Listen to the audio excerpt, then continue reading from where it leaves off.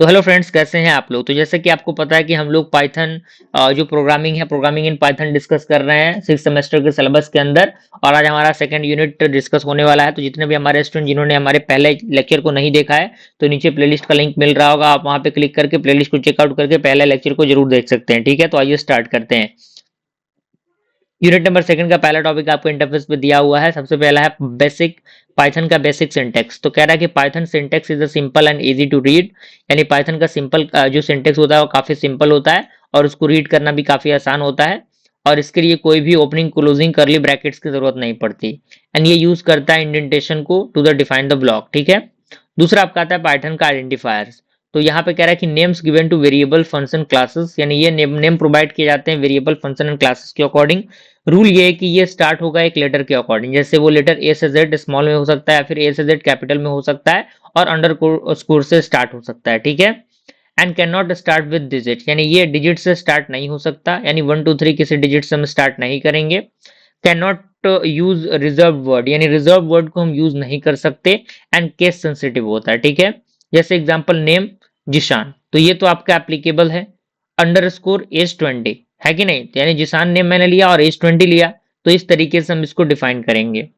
अगला हमारा है रिजर्व वर्ड्स, जिसे हम लोग कीवर्ड बोलते हैं। तो ये आपके प्री डिफाइंड वर्ड्स होते हैं जिसके पास एक स्पेशल मीनिंग होता है, यानी पहले से ये डिफाइंड होता है, जो एक स्पेशल क्या करता है, मीनिंग कैरी करता है। जैसे इफ स्टेटमेंट हो गया, एल्स स्टेटमेंट हो गया, वाइल हो गया, फॉर लूप हो गया, ट्रू फॉल्स नॉन हो गया, डेफ क्लास रिटर्न, ये चीजें हो गई। And it can not be used as a identifier, यानी ये आइडेंटिफायर के अकॉर्डिंग यूज नहीं हो सकता। ठीक है। अगला हमारा आता है लाइन्स एंड इंडेंटेशंस। तो पाइथन यूज करता है इंडेंटेशन को इंस्टेंट ऑफ ब्रेसेस। ठीक है।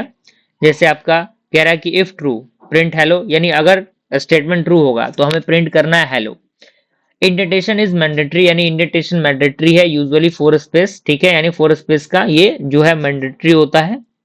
अगला हमारा आता है मल्टी लाइन स्टेटमेंट। कह रहा है कि long statement can be written in multiple line, यानी लॉन्ग स्टेटमेंट रिटन हो सकते हैं, लिख सकते हैं हम लोग मल्टीपल लाइन में।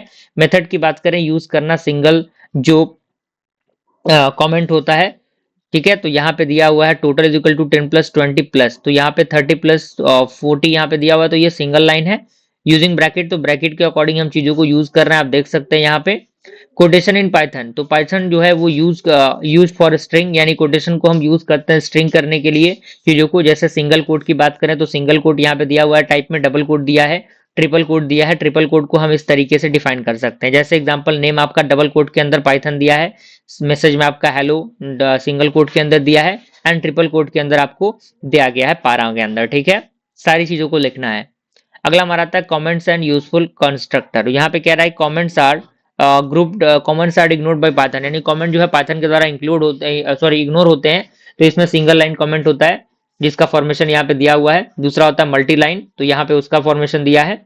अगला हमारा था पाइथन का वेरिएबल। कह रहा है कि variable are use to store data, यानी वेरिएबल का हम यूज करते हैं डेटा को स्टोर करने के लिए। जैसे एग्जांपल की बात करें x इज इक्वल टू 10, तो x में हमने 10 डिफाइन किया और यहाँ पे नेम में हमने जिशान दिया। तो यहाँ पे आपके सामने दिया हुआ वेरिएबल को हमने डिफाइन किया है। तो यहाँ पे कह रहा है कि no need to declare type explicitly, यानी टाइप को डिक्लेयर करना हमारे लिए जरूरी नहीं होता यहाँ पे। ठीक है।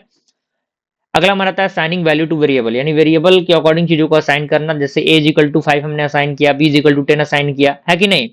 मल्टीपल असाइनमेंट की बात करें तो ये असाइन करता है मल्टीपल वैल्यूज को एक बार। जैसे कि ए बी सी के अंदर हम 1 2 3 को असाइन कर रहे हैं, यानी ए का वैल्यू 1 होगा, बी का वैल्यू 2 होगा और सी का वैल्यू कितना होगा, 3 होगा।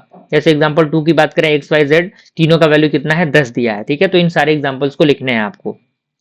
अगला हमारा है स्टैंडर्ड डेटा टाइप्स, जिसमें सबसे पहले न्यूमेरिक की बात करें तो ये इंटीजर होता है 10, फ्लोट आपका पॉइंट वाला, और कॉम्प्लेक्स जिसमें आपका 2 प्लस 3 होगा। स्ट्रिंग की बात करें तो ये आपका सीक्वेंस ऑफ कैरेक्टर होता है, जैसे नेम डबल कोट के अंदर पाइथन।